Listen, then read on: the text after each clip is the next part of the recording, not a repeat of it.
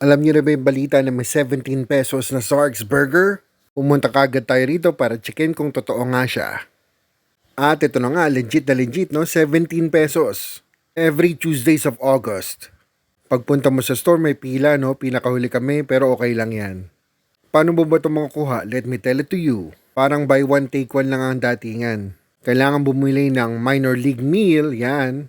Tapos Zark's Ultimate Burger naman yung 17 pesos. Pwede ka rin dito mamili sa Major League Meal. Plus 17 pesos na burger. Ang in-order ni Wifey, Zark's Bacon All-Star. Ang in-order ko naman ay yung Jawbreaker Meal. Yung meal mo meron ng kasamang fries. Cheese fries naman yung in-order namin. Sa Jawbreaker at Tombstone, may pa-challenge pa sila, no? Na dapat mong ubusin yung meal at free na within the time limit. Ang drinks naman namin ay iced tea. Mas maganda sana kung tubig lang no? Ang una nating tatry, yung cheese fries nila. Sakto lang siya, no? Nothing fancy about it. Very generous sila dun sa flavoring. Balot na balot talaga yung fries. At malalaki pa yung peraso, no? Excellent side dish.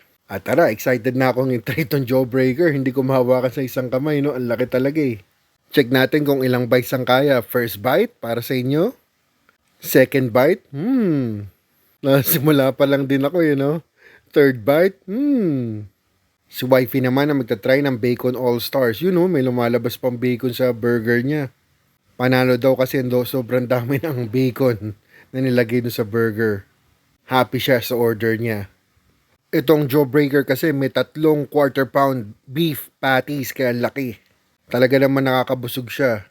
Ang downside lang dito ay hindi masyadong malasa. Dapat nilagyan ng konting sauce in between the patties. Siguro kung hiling mo talaga ang mga beef patties, para sa'yo to. Sulit na sulit ka rito dahil puro meat. At talagang malalak joke ka. Ang daming mong nguya Kanina pa to, hindi pa ubos no? Another bite for you. At ito na ang ating last bite. Nakakatanggal pa nga ba ang Jawbreaker? Para sa akin, madami siyang meat pero kinulang sa lasa. I'll give this 8.5 out of 10. Baka sa susunod yung 5-minute challenge naman ang itry natin. All in all, sulit siya at nakakabusog. At ang 17 pesos na burger, ang Zark's Ultimate, syempre pasalubong kay panganay. Masarap daw at malasa. So ano pang hinihintay nyo? Last Tuesday na ng August. Order na ng Jawbreaker at ng Zark's Bacon All-Star. See you on our next Eat and Run.